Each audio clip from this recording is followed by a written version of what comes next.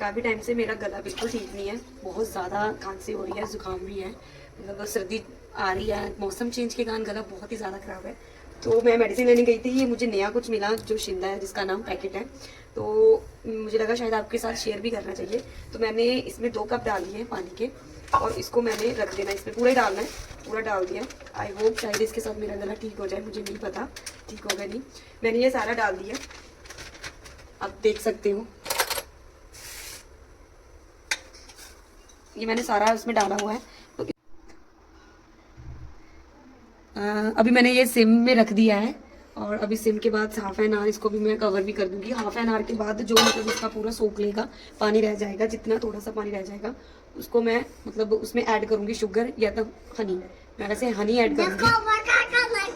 पहले उसका काका देख लीजिए, वो अपना बोबू सुला रही है।